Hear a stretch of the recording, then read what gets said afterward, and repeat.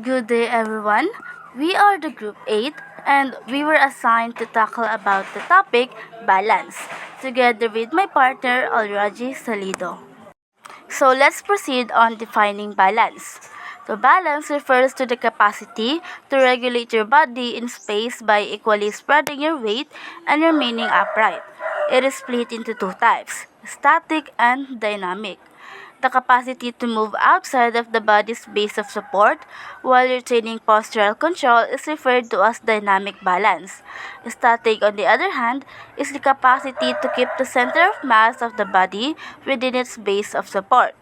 So both types of balance are important and both may be improved with specific workouts. So, ang balance, it is the ability or the capacity ng katawan na manatiling stable or hindi natutumba kahit na gumagalaw or hindi man. So, it is split into two types nga, the static and the dynamic. So, ang static balance is yung balance na kailangan natin kapag nakatigil lang tayo or steady or hindi gumagalaw. So, ang goal dito is panatilihin ang bigat ng body mo sa center of mass or sa gitna ng base mo. Usually is yung sa talampakan natin, sa paa. So, ang dynamic balance naman ay kailangan mo kapag gumagalaw ka. So, for example is kapag naglalakad ka sa mga uneven na daan or umiikot ka. So, kailangan mo ng dynamic balance para hindi ka matumba. So, now let's talk about balance training. So, balance training is performing exercises that develop the muscles that help you stay upright, such as your legs and core.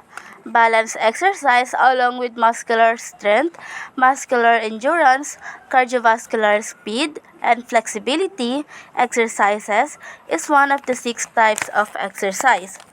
So, ang balance training ay ang paggawa ng mga exercises that will help you develop the muscles na nagpapanatili sa'yo na nakatayo ng maayos and hindi natutumba. Kadalasan, ito ay ang leg muscles, core muscles like the tummy, hips, and lower back. So, balance exercises helps you na magkaroon ng mas maayos na control sa body mo. Lalo na kapag sumasali ka sa sports or gumagawa ng ibang physical activities. So, when you do balancing exercises, you will acquire stability, coordination, and mobility. So, walking for example, can help you preserve your balance since pinapalakas nito ang muscles na kailangan mo para manatili kang makatayo and gumalaw ng maayos without natutumba. So, dapat talaga na isama natin ang balance training sa physical activity program kasama ng regular exercise at strength training because without it, then you won't be able to maintain your body na hindi natutumba. And para mas maging buo at effective ang fitness routine mo. Hey everyone, my name is Alraji Salido and today lesson I will tackle the benefits of balance training. So, balance training is carried out in order to, the first one is to prevent falls and injuries.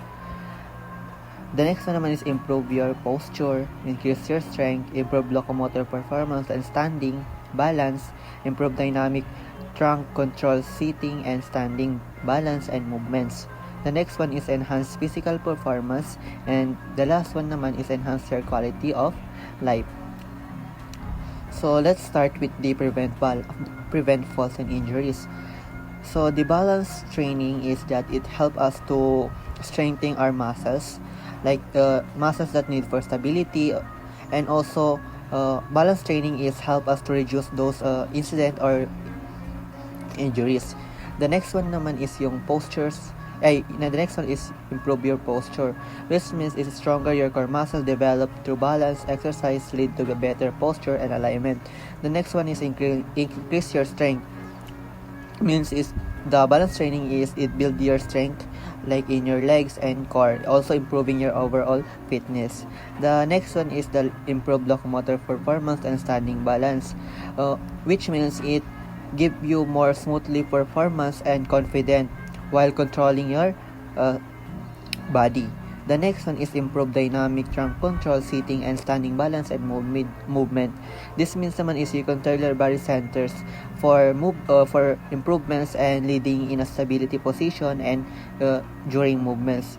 The next one is enhance physical performance. Good balance is very important in many activities because it boosting your athletic ability and daily tasks.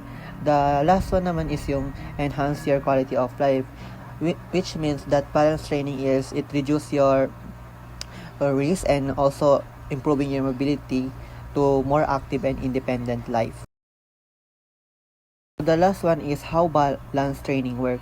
Balancing exercise engage your core muscles, lower back and legs. Lower body strength training might also help you improve your balance. While balance exercise might be difficult at times, constant effort can make them easier. As the workout grow easier, gradually increase the number of repetitions. When initially start out, you may want to have someone oversee or help you. You can also change the difficulty of the works to meet your own training needs. So when we say muscle engagement is that it balance our primarily work for core muscles like our back and lower back. So this is responsible for stability and postures so that we can have a balanced training work or how to balance our training work. The next one naman is that the strengthening your training role means that is like the body lower exercise like squat, improve our balance training work. The progressive difficulty naman is depends if the work or the balance that or the activity that you have is difficult, easy, or minimal lang siya. So the next one is yung sa safety precautions. If you have something that the exercise is a good idea to have someone or like you have a support and supervision, especially if you have a balance issues. So that's all for my part.